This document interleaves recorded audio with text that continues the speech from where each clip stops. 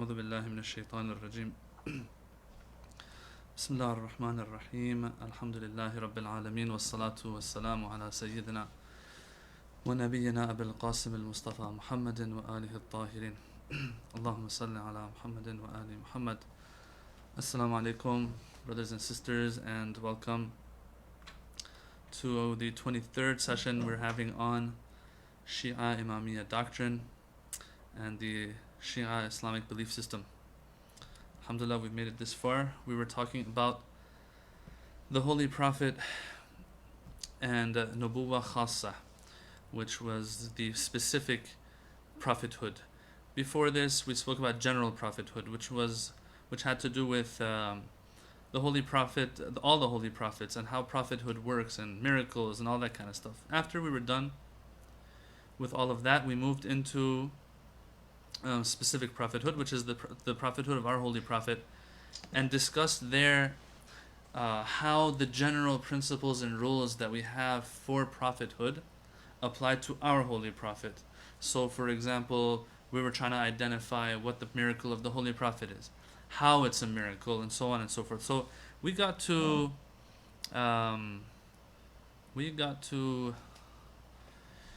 article number 70. Excuse me for a second here. Article number 70. Last week we started with.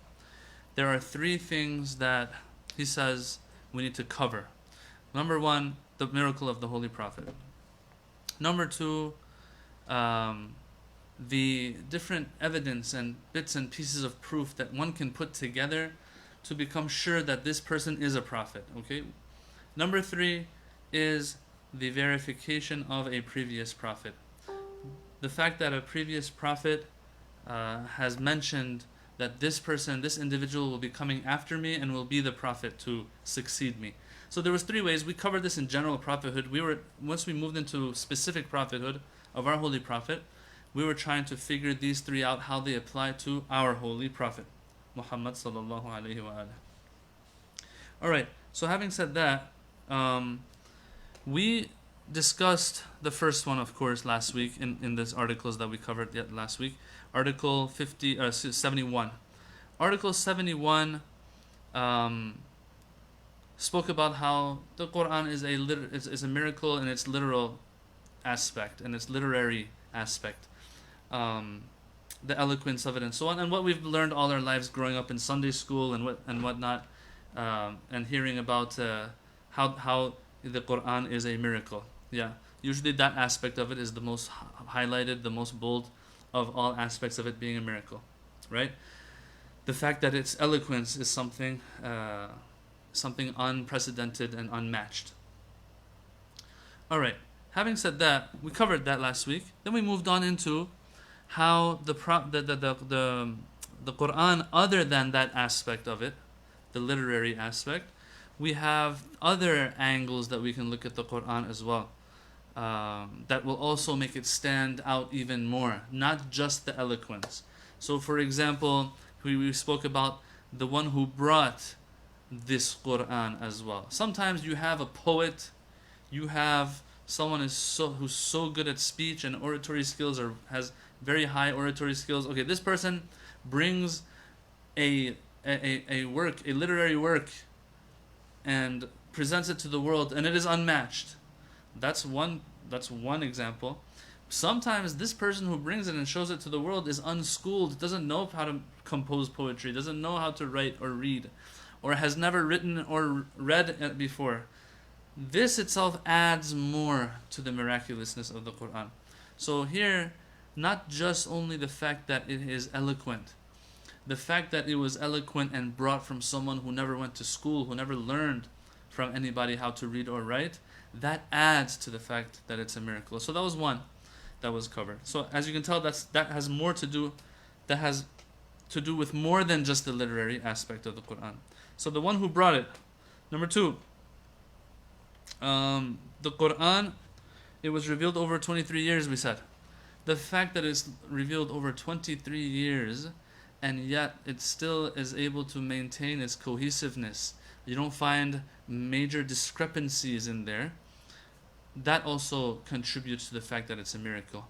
So once again, sometimes you have an eloquent piece of literature, a very high eloquent, a work that is so high in eloquence, yet you'll find discrepancies, major discrepancies in that work. Sometimes no, eloquence plus cohesiveness. So that's another aspect of it. Especially over 23 years. What I said last week, it's pretty important. What he says here is that, look, sometimes an author, a writer, will sit down to write something, and when they're writing it, they will just focus only on that work that they're doing. Nothing more than that. Yeah? This person who is focusing on only their writing and their work for the next 1 year, 2 years, however long it takes for them to compose this work, this person, it's much easier for them to maintain that cohesiveness because they're focusing on one thing.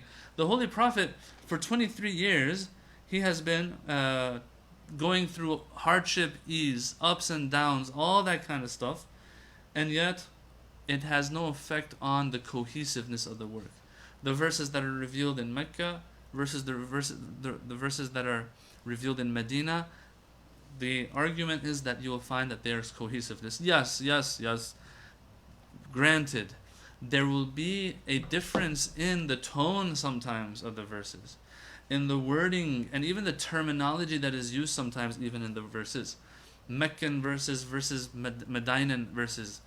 But these are not considered discrepancies. Times change, situations and circumstances change. As a result, what happens is the verses will have a different tone to them, will have different aspects to them. That doesn't mean discrepancy. That has to do with change in circumstances. Now, there are some who might say that yes, we feel that there are some discrepancies in the Quran. Some verses might not read with other verses. That is the characteristic of this world that we live in, and in extension, the texts that we write in this world, material world that we live in. What do I mean? What I mean is when we write, we have metaphorical things that we say in our writings, in our speech. Yeah? And sometimes someone who listens might feel like, oh, there's a discrepancy here. But if we explain what we meant, then they'll know that there's no discrepancy. So for example, if I tell somebody, yeah man, I've been to Hajj 1,000 times, right there they might call out or point out my discrepancy in what I've said. They'll say, it's not even possible for you to have gone to Hajj for 1,000 years, for 1,000 times, because you are only like 40 years old, 30 years old. Even if you have gone from day one, from year one of your life, Hajj is only possible once a year in the Hajj season. So that shows that you are lying. There's a discrepancy here. You say you tell this guy, listen man, I'm just exaggerating. I've been to Hajj 1,000 times means I've been there a lot. Yes, literally I've been there like 3 times, let's say, right? But I say 1,000 because to show that it's been a lot. Okay. Now here, this will be a discrepancy in some people's eyes, but these discrepancies are easily resolved and reconciled. Same thing with the Quran. When the Quran says لَوَجَدُوا فِيهِ اخْتِلَافًا لَوْ كَانَ مِنْ عِنْدِ غَيْرِ اللَّهِ لَوَجَدُوا فِيهِ اخْتِلَافًا كَثِيرًا. When the Quran says, hey, if it was from other than Allah, you would find a lot of discrepancy in it. Some people might say, well, that means that there's a little bit of discrepancy then, because what is negated in this verse is a lot of discrepancy. The answer to that is the little bit of discrepancy that some might see, these are not established discrepancies. These are not established. They can be easily explained once we have access to what is really meant by those verses. So for example, if the Quran says Allah created the heavens and the earth in 6 days, but then another verse says He can do whatever He likes, قَادِرٌ عَلَى كُلِّ شَيْءٍ عَلَى كُلِّ شَيْءٍ قَدِيرٌ, He is powerful and is able to do whatever He wills and wishes. Someone might say, oh, discrepancy. Why? 6 days it took Him to create the heavens and earth. He could have just done it in the snap of a finger. Why didn't He? So this is a discrepancy. The answer will be that no, philosophically, in a material world, God is all powerful, but in a material world, things take time to grow. A tree takes time to grow. If God is going to bring it into existence, there's a way He brings it into existence. So there is no discrepancy there. These things that are seen as discrepancy, in reality they're not discrepancy. Anyway, point being, we had number one, in addition to the fact that the Quran is a miracle when it comes to its eloquence, in addition to that, we had a few things. Number one, the fact that the Prophet brought it, who was unschooled. Number two, the fact that over 23 years this Quran was revealed, yet we find no discrepancy, we find cohesiveness. And number three, what I didn't speak about too much last week, but we alluded to it a little bit and discussed it a little bit, was the fact that the Quran, what you find in it is a uniformity amongst the legal system that it presents and brings to the people, and it is all based on the fitrah of the people. All of this we discussed last week. Okay, let's move on now to what we need to cover this week, inshallah.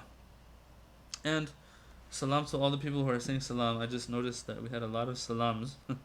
Salam to all of you, and thank you for tuning in. Yeah, so article number 73. Article number 73 continues with the same list that we started in the previous article, where we said, number one, the person who brought this miracle. Number two, the 23 years in cohesiveness. Number three, the uniformity and everything in the legal system of Islam being based on the fitrah and the nature of the human being, and so on.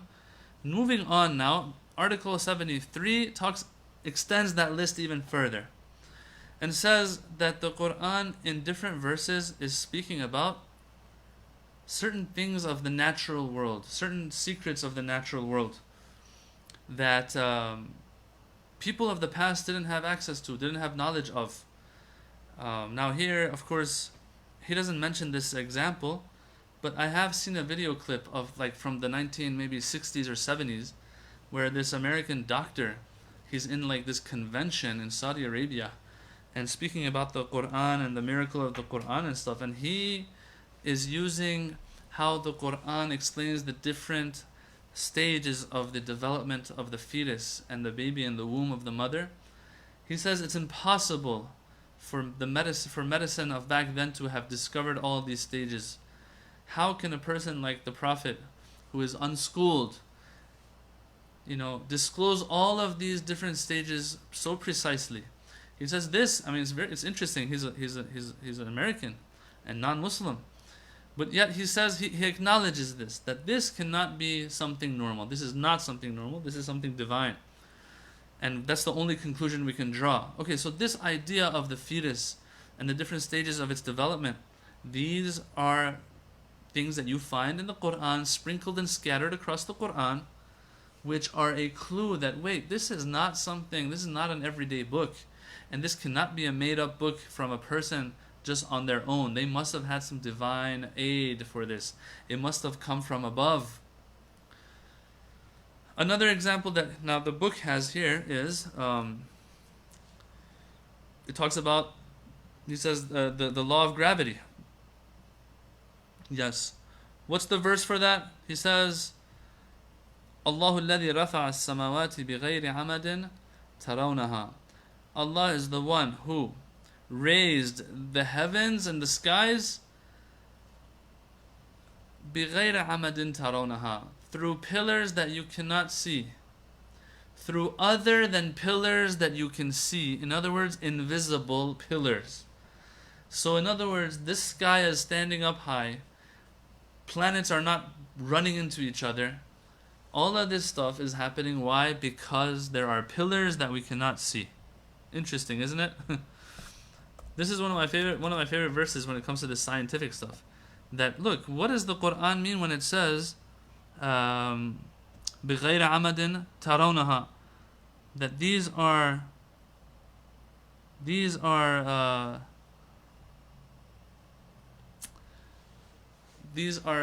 pillars that you can't see. What does that mean? And when you look at orbit and how orbit works and how gravitational pull works and the relationship between different celestial bodies, you find that it's as if there are pillars, there are links between these different celestial bodies, and that's what causes orbit.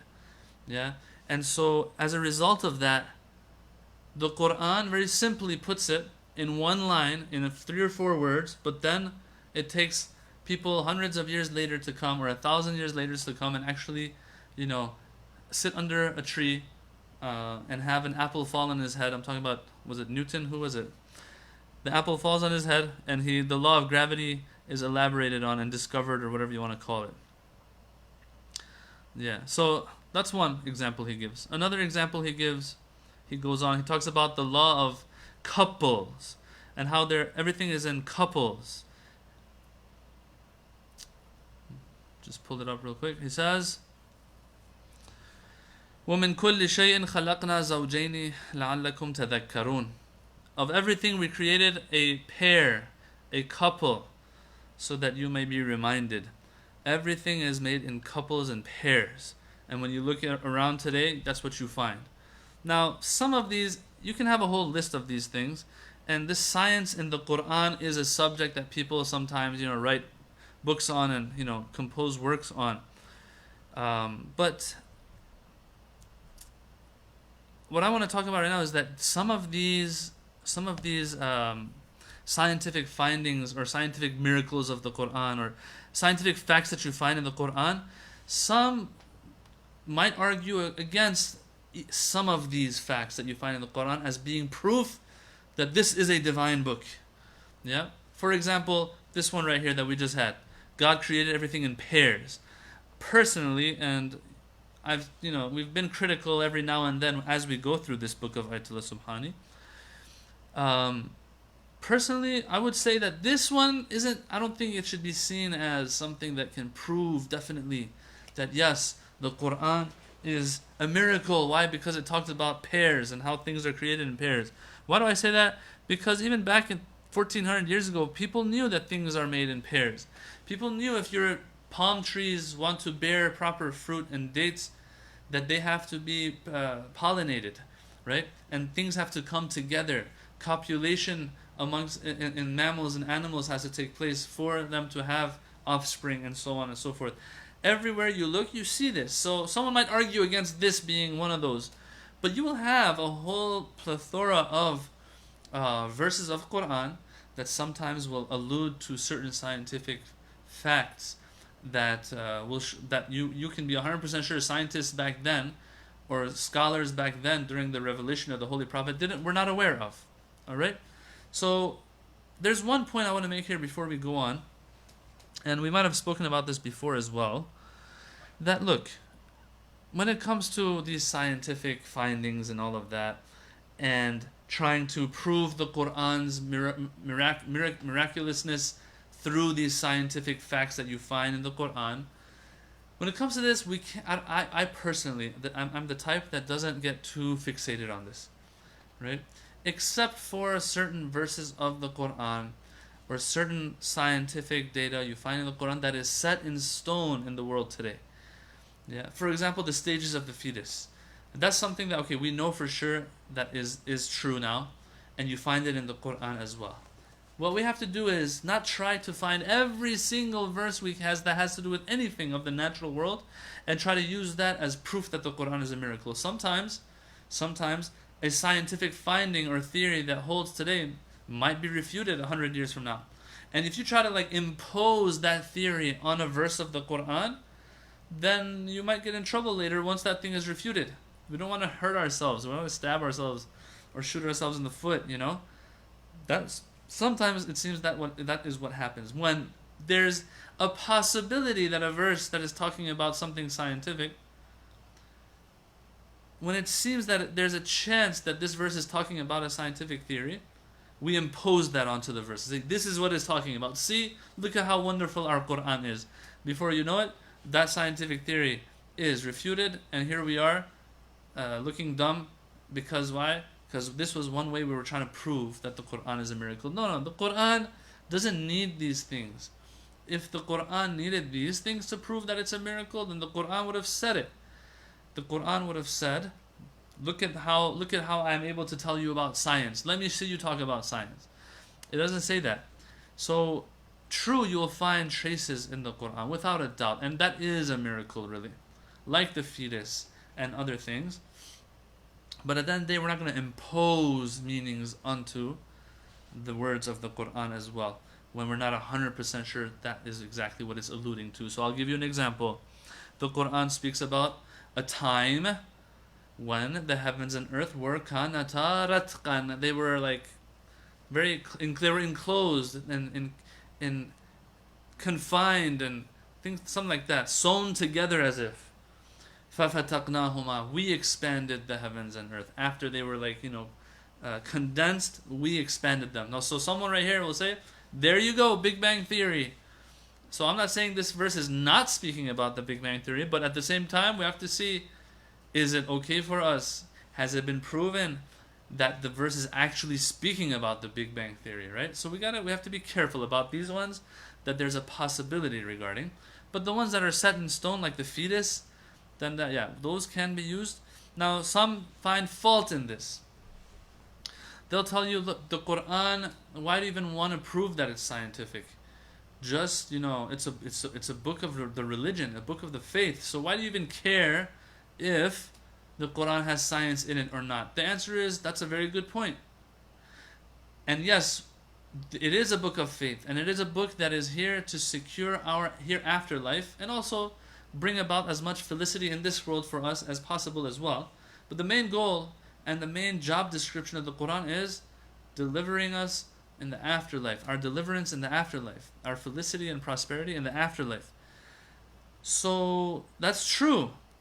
But now that we do have some scientific things in there, why not, make the most of it and say, hey, look, this is also a sign that this book came from somewhere divine and is not the work of man. Okay? Now,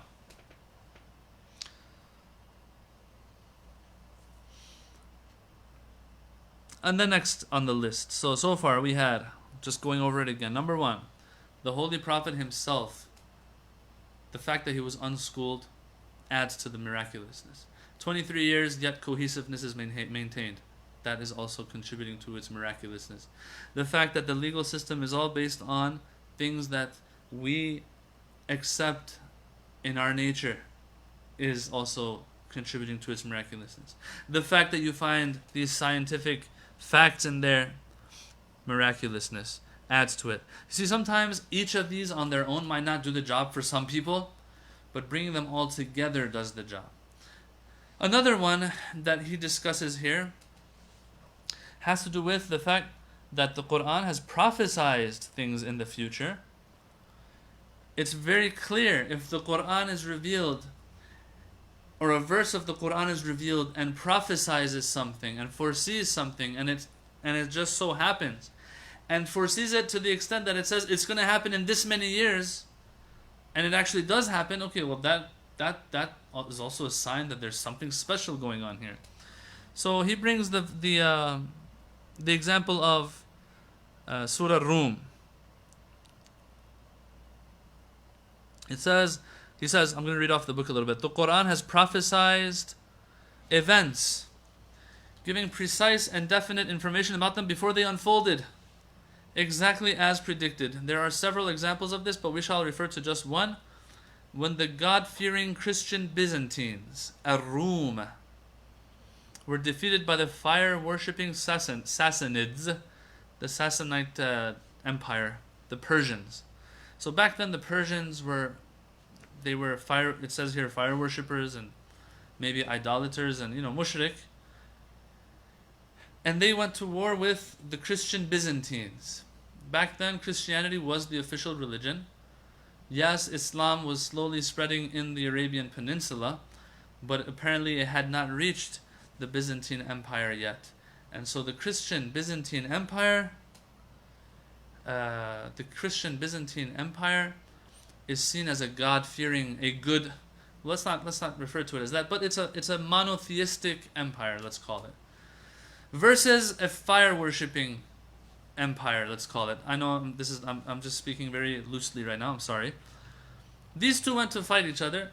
Now, of course, the monotheistic one should win and should defeat the fire-worshipping ones because God's on their side, right? But they were defeated on the contrary. The Christian empire was defeated the Romans were defeated. Now, this is Roman, not the Romans of Italy. The Roman Empire here it's talking about, encompassing the Byzantines as well. When the God-fearing Christian Byzantines were defeated by the fire-worshipping Sassanids, the pagan Arabs took this as good omen, declaring that they too would prevail over the God-fearing Arabs of the peninsula. As regards this event, the Quran gives precise information. Okay, it says, غُلِبَتِ الرُّوم. The Romans have been defeated. فِي أَدْنَى الْأَرْضِ. In the nearer land. And they, after their defeat, will be victorious within 10 years. That's what the translation says here. We'll have to see. فِي بِضْعِ سِنِينَ means 10 or less probably. That's why they've translated it to within 10 years. God's command in the former case and in the latter, that this is God's command. This is His decree. So the Quran is saying that, look, they got defeated, but in 10 years, in less than 10 years, they will come back and be victorious over the Sassanid Empire. And on that day, believers will rejoice. They'll be happy. So this is a prediction that the Quran is giving. He says, the events took place exactly as predicted, and both God-fearing groups, both God-fearing groups, the Byzantine Christians and the Arab Muslims, prevailed over their respective enemies, meaning the Iranian Persian Sassanids and the pagans of Quraysh. Thus we find at the end of the verse a reference to the happiness of the believers, for these two victories were simultaneous. So this is something that is predicted. It's not just a prediction, oh, I think they're going to win, The Quran tells us in less than 10 years, this is going to happen. And it did happen. And when they do, and when it does happen, the people will be happy again. That's exactly what happened. Okay, before I go on to the next one, we have a question here. Let me read it real quick. If not everything is mentioned in the Quran, then what is this verse about? And there is no creature on or within the earth or bird that flies with its wings except that they are communities like you. We have not neglected in the register anything. Then unto their Lord they will be gathered. I know it's not the book of science but guidance, but then what is the above verse talking about? Sister, the Quran, when it says kitab, right, sometimes it's referring to the book of the Quran, maybe.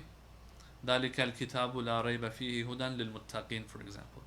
Sometimes kitab is referring to the knowledge of Allah. Yeah, we have to see what the tafsir of these verses are. So for example, you brought this verse that there is no creature, we have not neglected in the register anything. You see right here it says register. Even the translation of it, although it might be kitab, let me bring up the verse real quick. Ma farratna fil kitabi min shay. That's what it says. Kitab. But you see how the translation says register? What is this register? What is this safe? What is this treasure chest or chest? What is it talking about? Is it talking about the book of the Quran? Or is it talking about something else? The answer is no. It's talking about something else. Let me very quickly bring up Tafsir al-Mizan right here on this software that we have and find what he says here about fil kitab.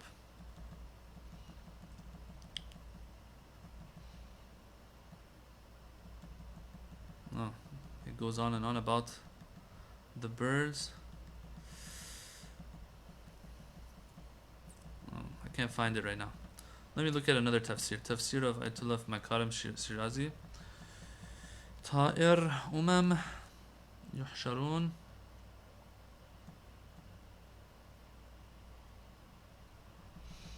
Excuse me.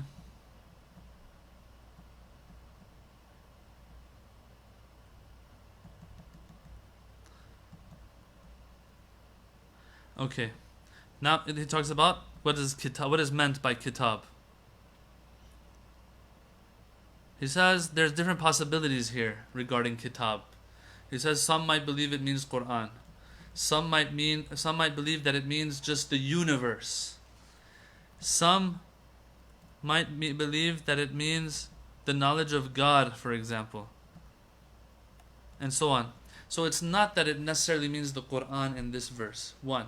Two, he says if it means Quran, not that every single detail of science is in the Quran. He says everything in a general sense can be found in the Quran. Yeah. So we talked about this before as well. Another verse of the Quran says that the Quran is tibyan likulli shay. It is a clarification and explanation of all things. So here someone might say, here this is also a verse that says you can find anything in the Quran, even nuclear science, for example, in the Quran. But then the mufassirin, the commentators of the Quran, will tell you that no, what might be meant here is tibyanan likulli shay. It is an explanation of all things that are related to you and your salvation in the hereafter. Not every single scientific detail and psychological and sociological. Yes, you'll find some of these things in there too, but the whole science, is that what God was after? What's for sure is you won't even find everything about Islam in the Quran, in its details. Nowhere in the Quran does it say Salatul Fajr is 2 rak'ah. Nowhere in the Quran does it say that you have to do 7 times circulation around the Kaaba in Tawaf, for example. So, keeping all of these things in mind, one can conclude that if the Quran ever says you'll find everything here within me, what is meant by it is probably something more general, not everything specifically. Okay, I hope that answers the question. Okay, going back to the list that we had. So I think the 4th or 5th one on the list was the prophecies that can be found in the Quran. Number 6 or 5 or 6, whichever number we're at on the list. Another one of those things that, in addition to the eloquence and i'jaz al-Quran through eloquence, one of the other things that you can have and can talk about is the fact that the Quran speaks of the lives of previous prophets and of past communities in various ways. He says it might be said that being the final revelation, the Quran clarifies much of the information found in previous scriptures pertaining to the prophets of the past, their missions, and their communities. There's something I have to say here before I go on. I want you to be aware of this, brothers and sisters, is one of the ways people who are anti-Quran, anti-Islam, try to disprove the validity, the divinity of the Quran, the fact that it comes from the divine, let's say, is that the Quran has lives of previous prophets, and this prophet of yours, Muhammad sallallahu alaihi wasallam, he got these stories from others. He learned it from others, and he put it in his book, and now he's getting credit for it. That's what some people will say to disprove the miraculousness of the Quran. It's a good thing to say, but the question that we have is, the Prophet of Allah, where did he learn these stories from? Who taught him these stories? To learn these stories, you have to have access to scriptures of the past. He's in Mecca. True, there were the Jews of Medina, but were there active communities of Jewish faith in Mecca when the Holy Prophet was receiving revelation? 1. 2.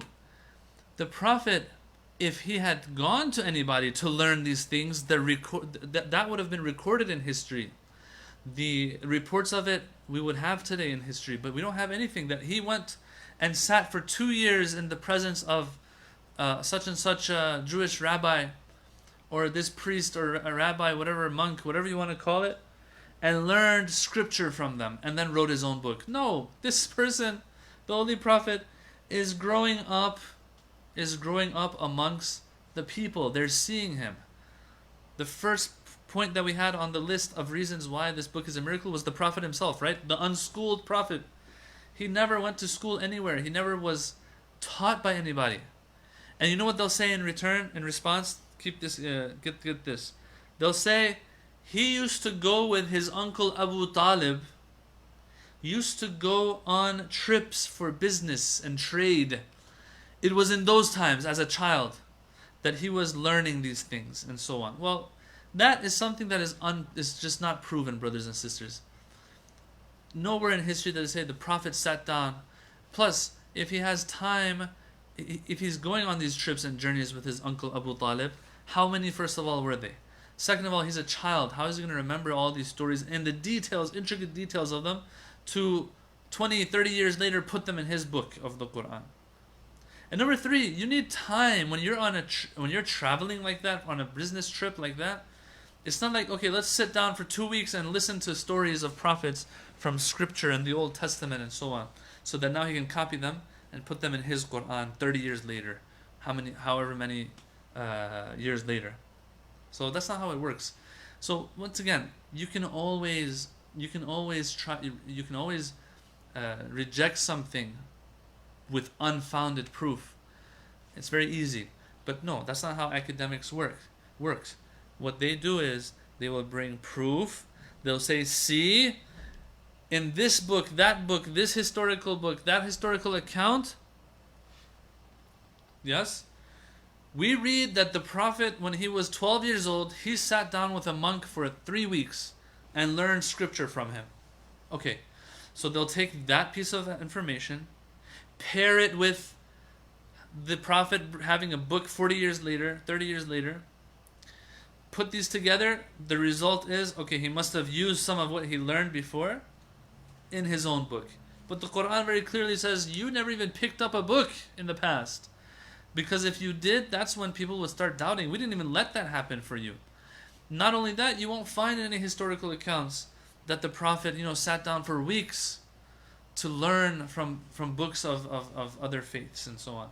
So that's something I just wanted to add here, that if Ayatollah Subhani here is saying this, there will be some people that will answer him, and then this is how we'll answer back to them. You can always guess and use unfounded evidence to disprove something, but the disproving of it will be as valuable as the actual proof that you have, which is unfounded. So it doesn't hold any value in academic circles and in that arena.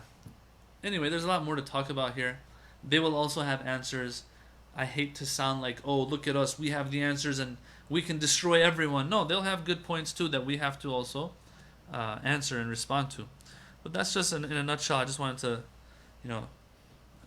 make sure that you're aware that this stuff is discussed.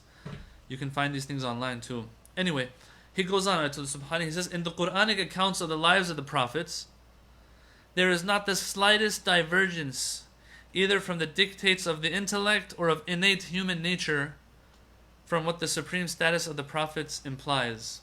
So, what the point he's trying to make here is this.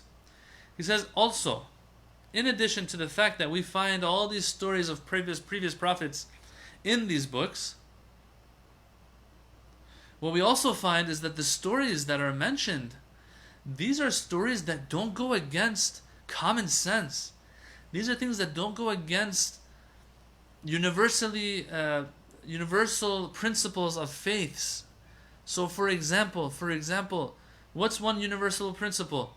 That incest is not allowed in any faith. But then you will find, for example, in maybe in the Book of Kings, or I don't know which one it is in the Old Testament, when it's talking about Prophet Sulaiman, for example, or Prophet Dawood. I don't remember which one it was exactly. I think it's Prophet Sulaiman. Prophet Sulaiman in Islam is a prophet. In the Old Testament, I think he's one of the kings, not one of the prophets. And so you will find stories of maybe incest in there, and it's very upsetting. But yeah, that's what it is. It's there. Or other individuals such as, I don't remember. This has been a long time since I read these things. Or Prophet Job, Ayub, how he will question God when hardship befalls him. Okay, this is a universal principle that a prophet of God has the most faith in God. Why would he question God when tests come to him? Yeah, these are things we can't accept as in Islam. These are things that don't add up with our common sense, or universal principles that we understand based on common sense. And then we find these things there in those accounts. But when we come to the accounts of Islam, these prophets, they're all pure, they're all infallible. Yeah, we talked about the infallibility of the prophets before. I don't want to bring that story back up again. But in the end, mainstream Shia school believes that they're all pure, they're all infallible and sinless, and they have the highest levels of faith and iman in God. So they won't ever do anything that's going to go against the basics of a monotheistic faith. So that's another thing that he points out as well on his list of things that we can use, or other than the eloquence of the Quran, to prove to ourselves, at least, forget about proving to others for now, to prove to ourselves that the Quran is a special book. Alright, so till here we were talking about the miracle of the Quran. There's a lot more to talk about, and a lot more challenges that are put our way regarding the Quran being a miracle. Those have books and volumes of books written on them. So that's irrelevant right now. We're trying to keep things concise. Ayatollah Subhani is trying to keep things concise in this book. That's all he talks about regarding the miracle of the Quran. Okay? Why were we talking about this? Because, I'm going to go back now again. Because we had a chapter called General Prophethood that spoke about general principles regarding prophets. One of them was, how can we ascertain that a certain individual is indeed a prophet? There were 3 ways. Number 1, his miracles. Number 2, just evidence, different pieces of evidence coming together to convince us that this person is a prophet. Number 3, a previous prophet letting us know who will succeed him as prophet. These were the 3 ways.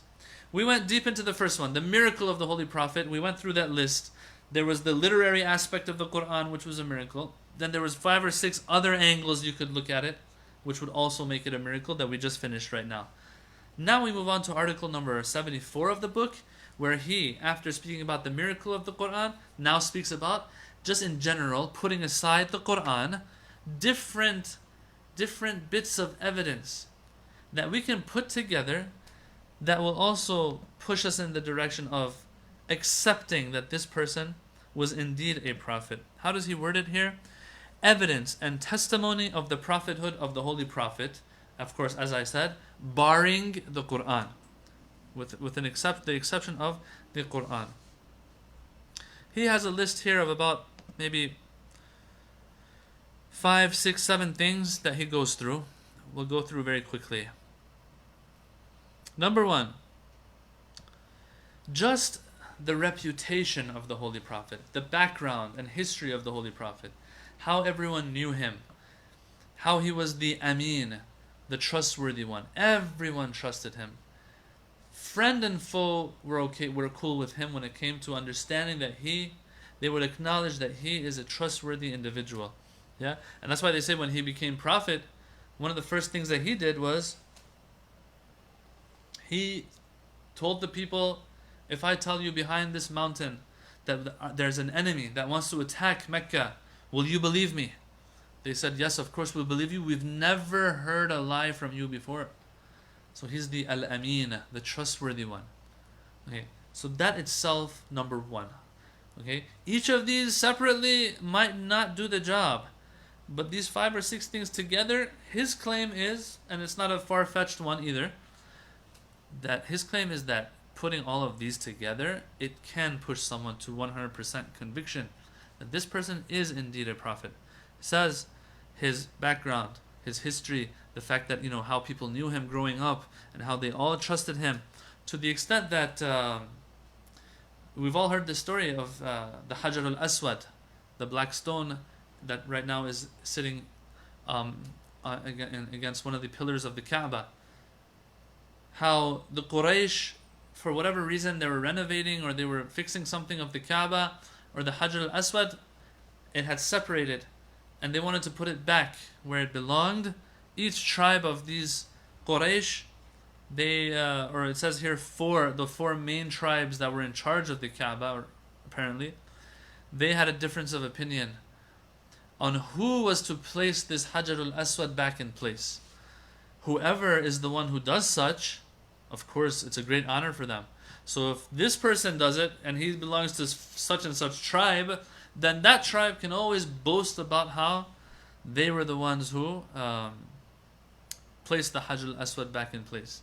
So this great honor, everyone wants to be the one who enjoys that great honor and has that great honor. So now a fight's about to break out over who puts the Hajar al-Aswad back. The Holy Prophet happened to be there, and he suggests that, look, let's put this Hajar al-Aswad in a cloth. Each one, a representative from each tribe, takes one corner of this cloth, lift it up, take it to the Kaaba, and that's what they do. They say that's a good idea. All 4 tribes will get an even amount of credit and an equal amount of credit because they're all lifting one corner. And so they take this there, but then when they get to the Kaaba, who's going to put it back in place, actually lift it and put it back? They say the Holy Prophet himself did that, and everyone was okay with that. He is the Aziz of Quraysh. This is something super important that sometimes we forget, that the Prophet was loved by everyone because of his demeanor, because of his character. Even before prophethood, he was the Aziz of Quraysh, the loved one of Quraysh, the Amin of Quraysh, the pure one of Quraysh. So that's number 1. Number 2, the fact that he was devoid of the impurities of the society of his time. So let me read off of this very quickly. It says, the fact of being untainted by the impurities of his ambience. The Prophet of Islam was raised in an environment dominated by idolatry, gambling, the burying alive of female babies, the eating of carrion, corpses and stuff, and various other forms of impropriety. Nonetheless, the Prophet was an exemplary figure, standing above his environment, remaining untainted in any respect by the moral and spiritual corruption around him. You see, brothers and sisters, the people of his time, it's not like they thought everything they're doing is okay and lawful. They knew deep down inside that what they're doing is wrong, but they would still do it. And you have this even till today. People who won't practice the faith properly, they'll know that there's something wrong there, but they will acknowledge and honor the one who does practice it, and they will know that this person is different because they're 100% practicing what they're supposed to be doing, what they're supposed to be. The same thing with the Holy Prophet. These people, all of them are captives of their lustful, whatever it is, desires and carnal desires that they had. And so as a result, they're all falling in this corruption and filth. But they know that there's one person that's away from all of this. And yes, Shia mainstream believes that, and we've covered this before, that a prophet, if he's going to be a prophet, even before becoming prophet, can't be close to these impurities. And so, number 2 on the list is what is exactly this. Ayatul Subhani, he says the fact that this person was away from all these impurities. So number 1, just his character, how he was the Aziz, the Amin of Quraysh. Number 2, how he was away from all of these bad things. Number 3, the content of his call. When we examine the content of the Prophet's call, it is striking that he was calling people to the very opposite of the norms prevalent in their society. They were idol worshippers, he called them to Tawheed. They denied the afterlife, he made belief therein one of the tenets of the faith. They buried alive their daughters and considered women to be of little importance, but he restored to women their intrinsic human dignity. They were greedy for riches and usury, he prohibited usury, wine drinking, gambling, all these types of things. It shows that, look at the content of what he was calling the people to. You can tell this person is after good, is not after evil, not after personal interests, etc., etc., etc. The content of his call. Number 3. Number 4.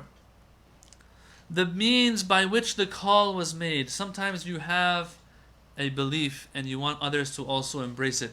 What do? You dictate it to them. You're a dictator.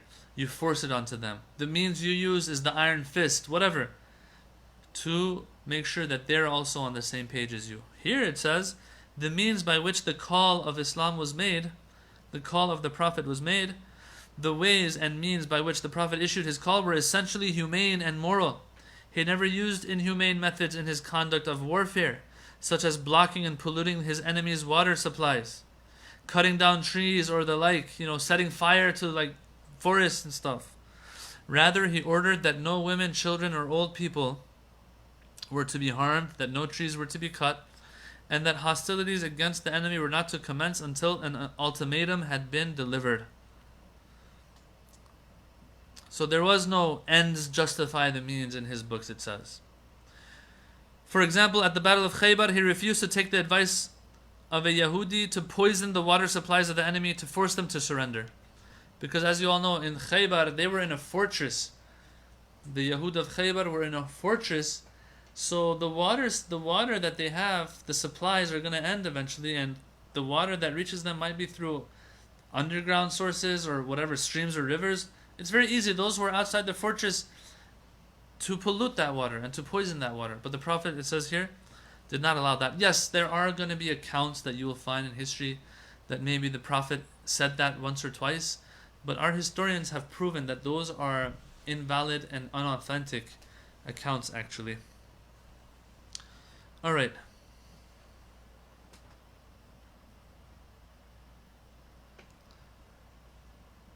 Okay, so we have a question here before I go on. And that's why I said I don't want to go back to that story of the infallibility of the prophets, because we had a big discussion about this before. And so I don't want to go back to that. But sister is asking that I've heard that Prophet Ibrahim, na'udhu billah, lied when he was asked who broke all the idols, and he said the big one. Yeah, so was this a lie or a strategy, or what was it? Each of these cases, as I said before, has to be separately analyzed and discussed. This is a very tafsiri, theological, historical discussion. Prophet Sulaiman has some things that we need to discuss. In the Quran it talks about Prophet Dawood, Prophet Ibrahim, Prophet Yusuf maybe, Prophet Adam of course. And all of these, where even our Prophet, there will be verses that will imply that they disobeyed God or they did a sin, na'udhu billah. We need to talk about these, each of them separately. All I said before and explained was, we explained some of these issues, some of these different cases. We didn't get to explain all of them. But after we explained some of them, the result we came to was, and conclusion we drew was that, look, mainstream Shia believes that none of these were sins. Each case has a different explanation and has to be approached separately. So I hope that to an extent answers your question. With Prophet Ibrahim's, that one that he says he lied, they'll probably say, our Mufassirin, they'll probably say that when he said the big one broke it, it's a lie when people don't know that you're lying. But when everyone knows that you're lying, it shows that you're making a point to them. They all know that the idols can't walk or move and attack other idols. They know it's a piece of wood. So when they ask Prophet Ibrahim and he says the big one did it, he's making a point to them. They know that the big one didn't do it. And when he says it, he doesn't mean it. He's making a point here that if you're worshipping them, I'm just reminding you that you're worshipping things that you know yourselves can't do anything, can't move. So when he says the big one did it, he's pointing out that you know the big one didn't do it because the big one can't even move. And I'm pointing out that you're worshipping something that can't move. So he's making a point here. It wasn't even a strategy, I want to say, for him to save his life. No. And proof that they knew that he's being sarcastic here, and the fact that he wasn't lying, he was making a point to them, is that they actually took him and they tried to throw him in the fire. Yes? So that shows that they didn't believe it. They knew it's not true. Of course, everyone knew. He knew it too, that it's not something true. He just was making a point to them. If they had believed him, if he had actually lied, then they would have thrown the idol in the fire. Not Prophet Ibrahim. But yeah, as I said, there are books written on the prophets and what they did and how things that they did that the Quran might imply was a sin, wasn't a sin, and there's explanations to each story separately. Okay, we have 2 more things to go before I finish this article. We're about to end in a few minutes, inshallah. Just number 5 and number 6 on the list. So what list were we talking about again? We were talking about evidence and testimony of the prophethood of the Holy Prophet. How when we look at things in their entirety, when we look at the bigger picture and different puzzle pieces coming together, we can come to the conclusion that this person was a prophet even if we put the Quran aside. How? Through the Prophet's background and history, and how he was the Amin, the Aziz of Quraysh, and everyone believed in him anyway. Number 2, the fact that he was not tainted with the impurities of his time. Number 3, the content of his call. Number 4, the means of his call. Number 5, the qualities of his followers. Let's see who are the ones who answered his call.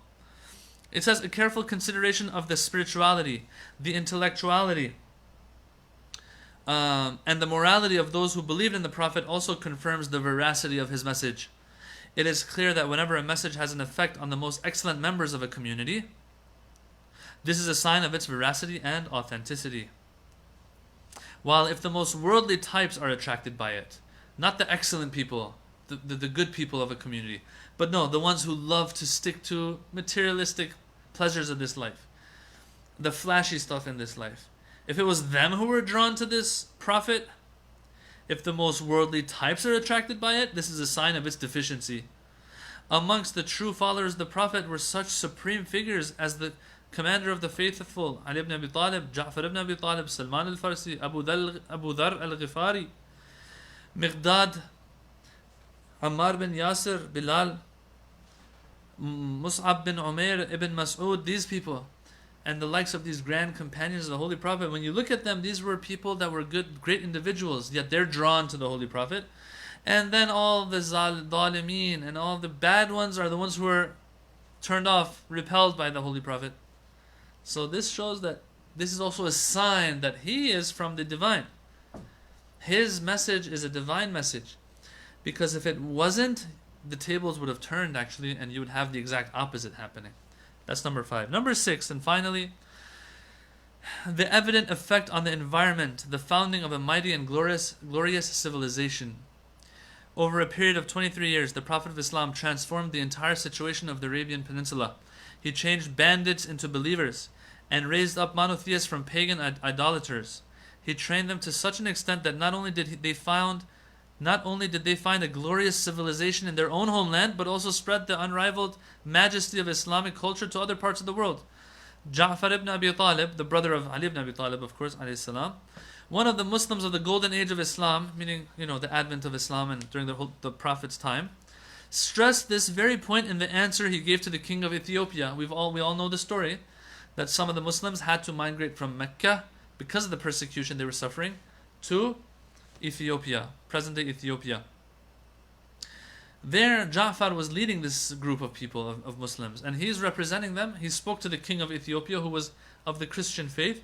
O king, God has raised up amongst us a prophet who led us from idolatry and gambling to prayer and charity, justice and piety, generosity to one's kin, and who prohibited all forms of corruption, lewdness and oppression. So this is what he built, the Holy Prophet, after 23 years. When he left this world, he left a world of such a civilization. Yes, the ones who followed after him, some stayed good, some did not remain good. There was bloodshed that happened later. That has nothing to do with the teachings that he established and the civilization he developed. That has to do with people and the tests that they have to also pass or fail in this life. Some passed their tests, some failed their tests. We're looking at the Holy Prophet right now and what he accomplished in his lifetime. When we look at all of these together, he says, this and other such evidence leads us to accept the veracity of his message. So the Quran on one hand, number 1, his miracle. Number 2, the pieces of evidence, bringing all of those puzzle pieces together to bring together to us, and illustrate to us a big picture. That's also proof that he was a messenger from God. Number 3, confirmation by the previous prophet. Number 3 on our list is how we can also prove that he's a prophet through a previous prophet confirming that. Next week, inshallah, we'll go into Article 75, which addresses this. And I want to see how much we can actually use this, how true this is. How true this is. And Ayatollah Subhani, in his book, makes it sound like, this is something that's also very clear, that the final prophet before our holy prophet, which is Prophet Isa alayhi salam, did mention our prophet. We want to talk about that a little bit, how much that can be used in this day and age as an argument to prove our prophet's prophethood or not. That's something we need to talk about next week, if the Holy Prophet of Islam has been mentioned in previous books, etc. Inshallah ta'ala. Okay, so we're going to end it here. I thank all of you for joining us, and I just want to remind everybody that we will be launching podcasts soon for Mizan, and what we do here, the audio of it will be available in podcasts and Google Podcasts and Spotify. I don't know what these are, I just know that it's going to be there, and Apple Podcasts as well. But in addition to that, also we're going to have some dedicated podcast sessions as well. So those who want to listen to these things in the car, in their commute to work or wherever it is, they can listen to each of these sessions, the audio of them, as they get uploaded there. In addition to, as I said, the dedicated sessions that we'll also have on different subjects as well, inshallah. Walhamdulillahi Rabbil Alameen. Wassalamu alaikum wa rahmatullah.